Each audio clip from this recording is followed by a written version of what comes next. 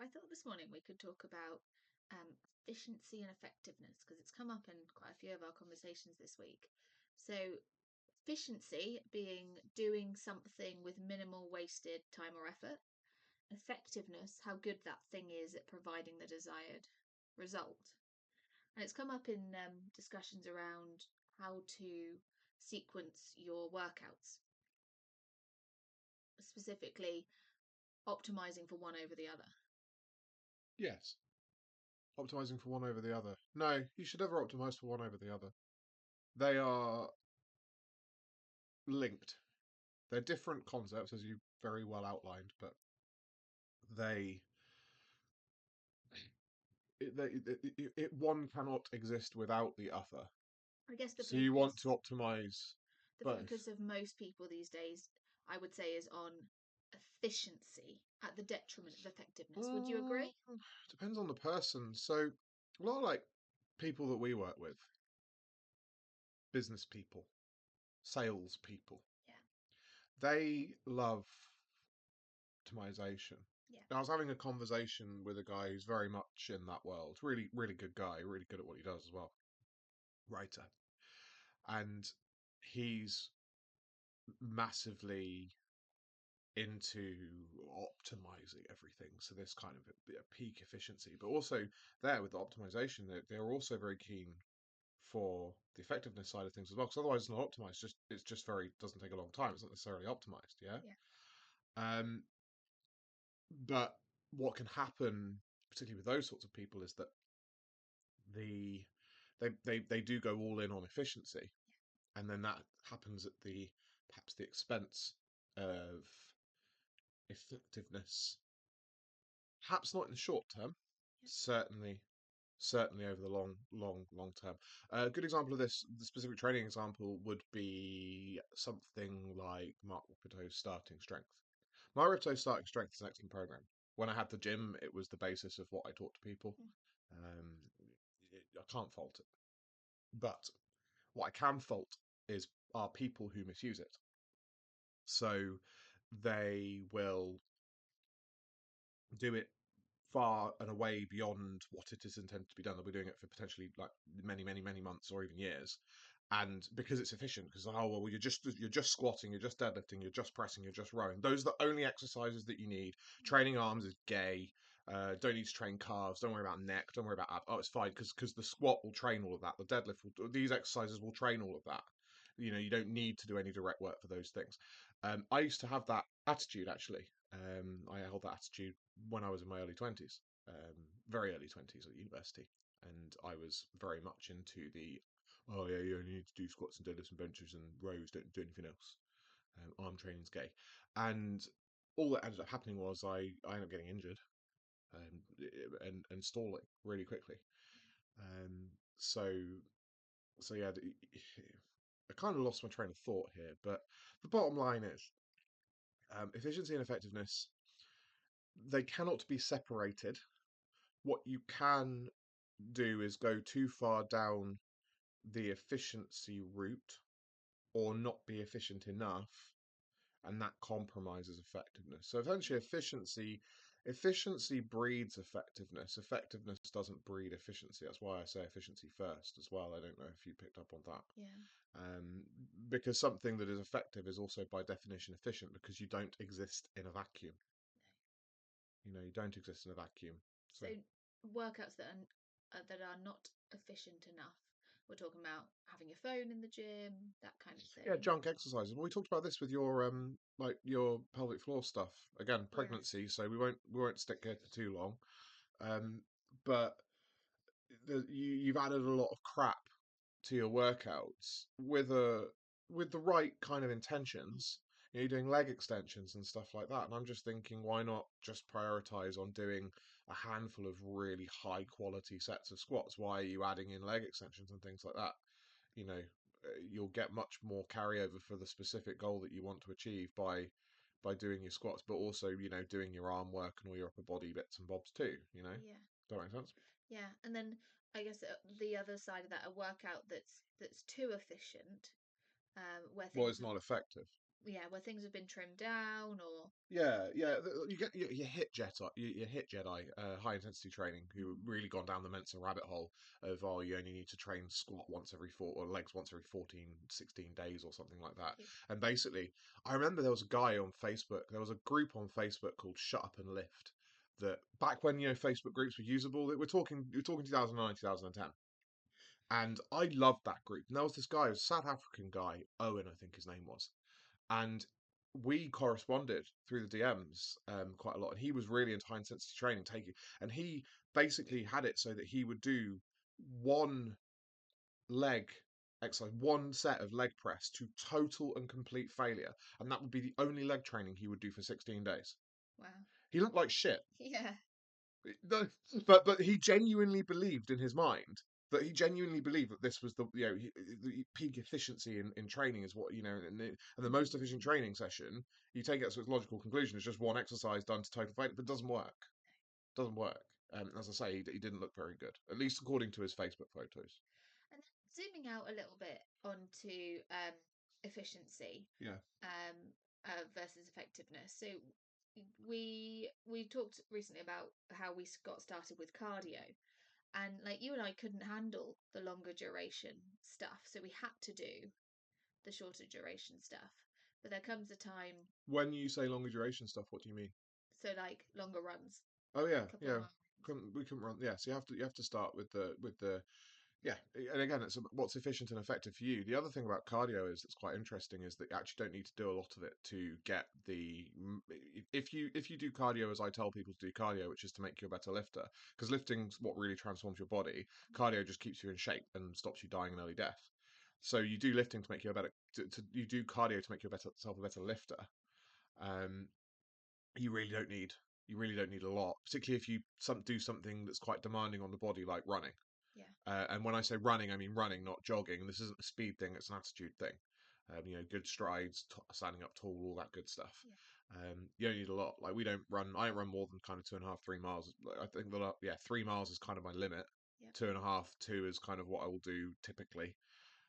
But in those early days, yeah, all we could manage was like a half mile to a mile. But that's efficient and effective based on where we're at in terms of our current fitness regime. What you want to avoid with cardio, what people do is they think, oh well, do again high intensity training, this high intensity interval training, so hit with two eyes. You'll get people who are like we were, who don't do much cardio and got into lifting because it's a type of exercise you can do that doesn't Allows you to sit down a lot. yeah, pretty Yeah, much. They'll do hit as their cardio, thinking it's the most efficient and effective way of doing it, which is technically true, but you have to have a gas tank first. You have to earn the right to doing that. yeah. Like or Tabata. Do you remember Tabata? Sounds like No. a type of bread. So Tabata was it's a cardio protocol. I can't remember exactly what it is, but it's something like 60 seconds of the most intense activity you can do and 30 seconds off, and however many rounds of that. And that was a Tabata workout. And it was Well, it was a science. No, it's quite short. It's like 5 minutes or okay. 6 minutes, and it's like this. It was backed by science, and they showed that it caused like post exercise increase in kind of metabolic rate post exercise Right. and stuff. And all the fat people fucking love Tabata. Oh, I could do all my cardio in 6 minutes. And or whatever. It might not be 6 minutes, but no one comments on these videos anyway, so I can just make stuff up if I want to. But yeah, it doesn't work though. If you're out of shape, that you cannot generate sufficient intensity to actually make a workout like that In six be minutes. productive. Yeah. You need to earn the right to these things through you know getting your baseline cardio up through kind of like simple runs and stuff like that. I don't really think I'm answering a question about efficiency and effectiveness, am I? I'm just kind of No, freewheeling here. it's interesting. And a slight change of direction. Yeah. You bang on about how strength is the preeminent factor in health and vitality, I guess. Well, it's the preeminent factor in anything physical, any physical pursuit. Strength is the preeminent factor because it's the limiting factor. Yeah. So even for if we look at like athletic characteristics, something like accuracy. Oh, Phil, what's accuracy? Strength got to do with accuracy, and what's the ability to hold a body position? If you're the stronger man, the stronger archer is going to be able to aim the bow more betterer through Yeah. the whole isometric muscle contractions and also greater draw weight on the string and resist all those forces, and then the athlete who is weaker. That's just the way things are. Yeah. So strength. Yeah. What do you want to know about that specifically? I guess it was when we talk about efficiency being achieving the desired result Yeah. without wasted time and effort. Oh yeah. You just use strength training, don't you? And Well, that's the focus of your efficiency should be on strength. yeah, to a point. To a point, and there is a point at which further pursuit of strength is counterproductive, Right. because unless you're looking to be a powerlifter or something, there comes a point where risk reward ratio skews way too heavily in favor of risk for strength training, and that ceiling's actually. I think anyone can hit that point where they don't need to really get any stronger. Any bloke under the age of, potentially woman under the age of 60 can get to that point. It might take them a while, but they'll get there. And then once you're there, your options open in terms of other things that you can do and other methodologies you can explore. So, for example, with the routine I'm doing at the moment, I'm currently mutating my shoulders and upper back and arms into giant things, to the point that I now can no longer wear a large shirt as a result of this program. The things that I'm doing, it's based on an Eric Peterson method, which I detail in my book, The Muscle and Strength Building Manual for the Natural Trainee, which is now available on Amazon as a Kindle book for like £3.50. And at the time of recording, they're reviewing it, and it may be available as a paperback within the next few days for £9.50. Ooh. But anyway, Amazing. there's an Eric Peterson method. He of high intensity training. Mm. Interestingly enough, like Mensa drew on a lot of. I mentioned Mensa earlier. He drew on Eric Peterson's work as the foundation of kind of his thinking and stuff, and he took it to its logical extreme. Um, but basically, I'm able to do what I'm doing, and it's efficient and effective for me because I've already built that base of strength up. So, for example, my squat, I'm only squatting. I think the last workout I did like 110 kilos for like 8, 9 reps. But the way that I'm squatting with a really controlled negative, I'm not locking out my knees at the top. Um, that kind of control with that kind of weight is only possible because I can do a I've earned the right to that.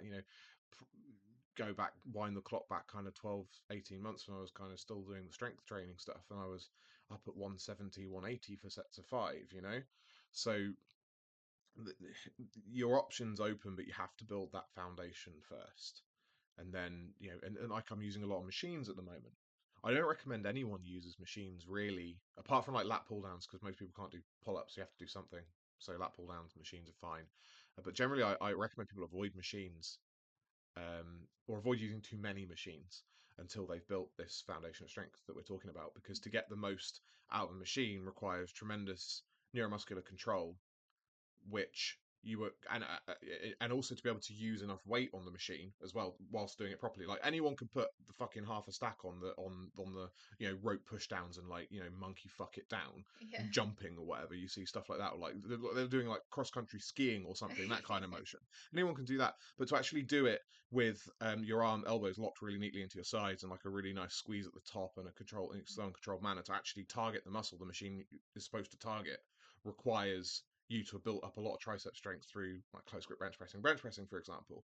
Yeah. So that's why I kind of advise people to steer clear of machines mostly, not entirely, because it's fun and you got to learn how to use them. But until they've built this foundation of strength up, because at that point using machines becomes efficient and effective.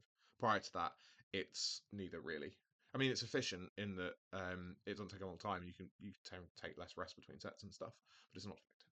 So we were talking about how optimizing for strength Yes. is preferential Yeah. until you get to a certain point. Yeah. And then, well, what else are you optimizing for? What do you mean? Well, you said your program at the moment. Oh, what I'm doing at the moment? Oh, what Yeah. I'm doing at the moment, I'm just trying to get like crazy big shoulder, upper back, and arms because I want to. So Because aesthetics. yeah, well, I'm not really optimized. Yeah, because I view this is a hard question to answer because I view training in terms of decades. Yeah. Um, Really, what I'm actually trying to do right now is build a really nice foundation of muscle while I still can, because I know that in 10 years' time, when I'm 44, that's the muscle's going to be on the decline, and there's nothing I can do about that because I'm not going to go to a doctor and lie to them to get TRT like so many men do because Yeah. they're fucking wimps. Um, and so right now I'm actually doing this with a view to winding down in life. Actually, physically, my physical peak is passing, Mm. and I need to be prepared now for the second half of my adult life. Because, and that sounds pretty grim, doesn't it? Because I'm like 34. Well, Phil, you're 34. You're not old. It's like, well, actually, life expectancy for your average person didn't get north of 40 until about 1850. Mm.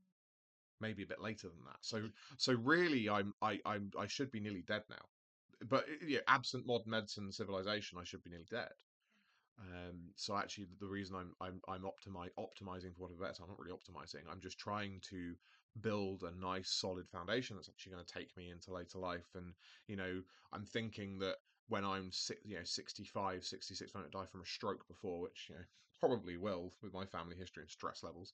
Um, when I fall over, I don't break my hip because I've got good muscle and strength.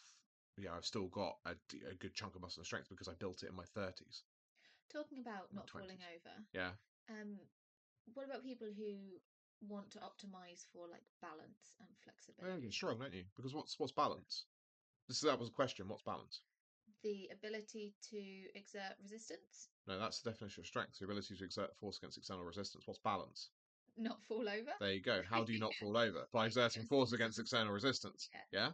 So so yeah, that's how you optimize for balance. I see all these people, right, and they're on like doing like the balance training. And you see lots of like people do lots of like single leg work and stuff like that, and they claim Mm. that's balance. Um, or pistol squats. Yeah. That's a big thing. You see kind of like these really weedy people doing them. Mm. Get some really jack people doing them too, but it's mostly kind of like weedy people. Yeah, it's cool. And I like kind of, I just think to myself, like, yeah, you're training your balance, right? But if you slipped on ice, you're gonna land on your ass. If I run up to you and just like pushed you, you're gonna fall down. Yeah. Do you remember when I when I rooted and I said push me, Yeah. and you just couldn't move me, and Yeah. you really fucking tried, and you were quite heavy at the time Thanks. because this is when I was at the gym, Yeah. and you were proper like elephanting me, and I just wouldn't move, and that's because I'm really fucking strong. Yeah. I'm not. That people often confuse balance with agility. Those are Yes. different things. Yeah. I'm not very agile. I've got tremendous balance, but I'm not very agile.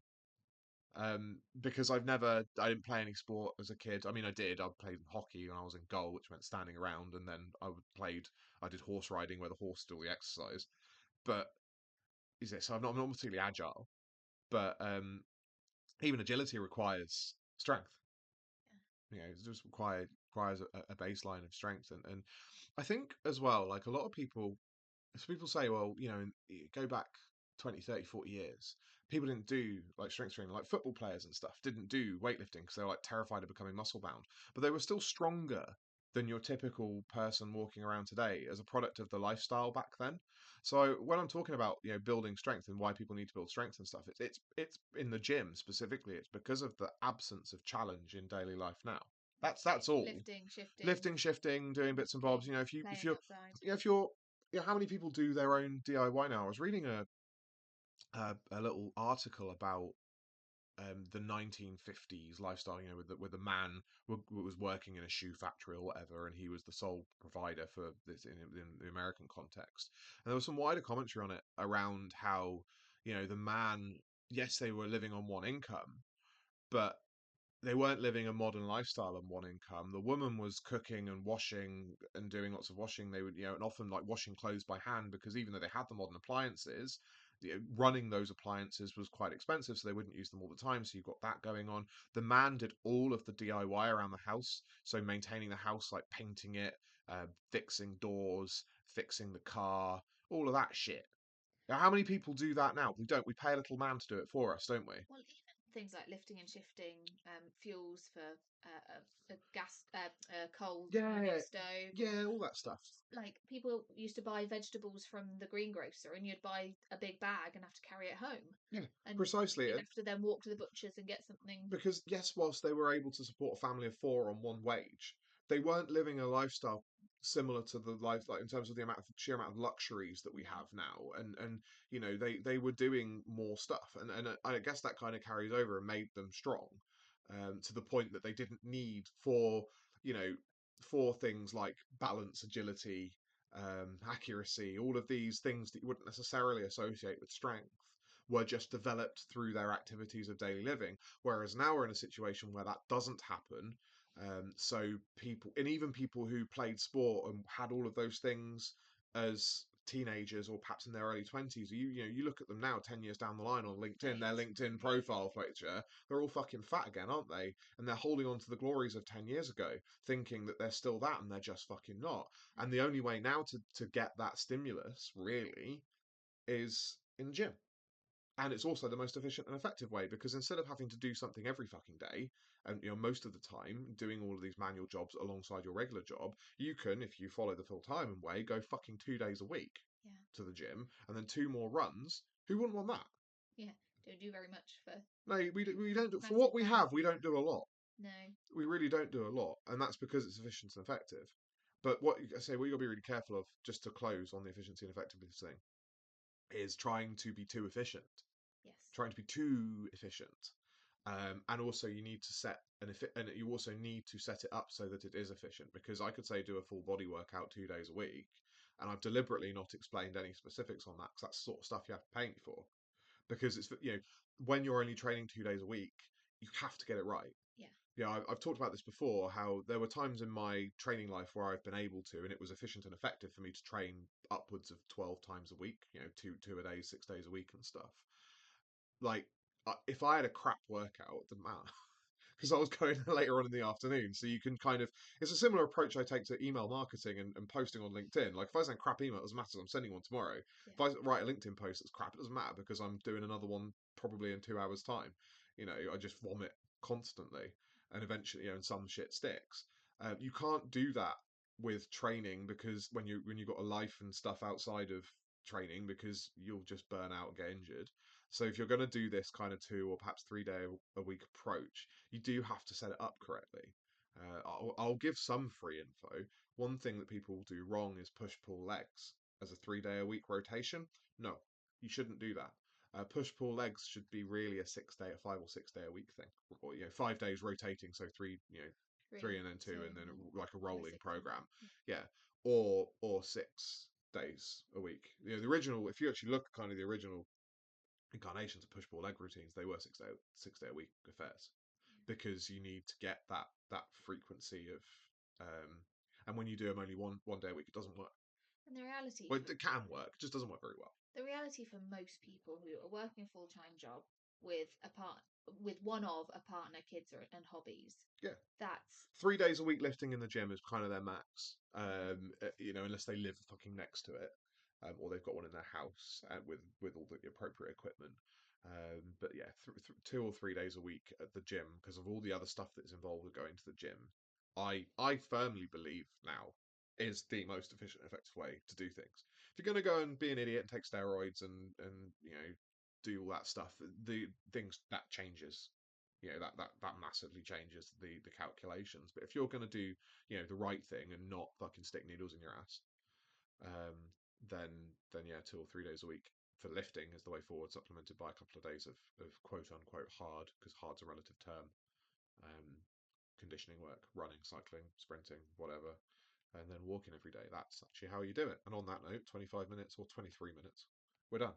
So if you like the video, if you subscribe, but yeah, in fact, if you've listened all the way to now, you should subscribe, because we still only have 8 subscribers. I've said this for like 5 weeks now, and I'm getting really upset about it. So please subscribe; it'll make me very happy. And if you subscribe, Jess will make me Chinese bits. So you know, there we are. And if you want those emails that I mentioned briefly in passing, get on my list. The link's on the screen, philtyman.co.uk/report. People who aren't looking at the screen. There's 2 bribes. My report, hence the URL, how to build muscle strength the natural way, and a short video that mansplains my methods in 9 minutes and 50 seconds or something like that. And the emails are really good too. Someone told me the other day that they're one of the best free resources they have access to on the internet, which, I mean, it's a fairly accurate description. So there we are.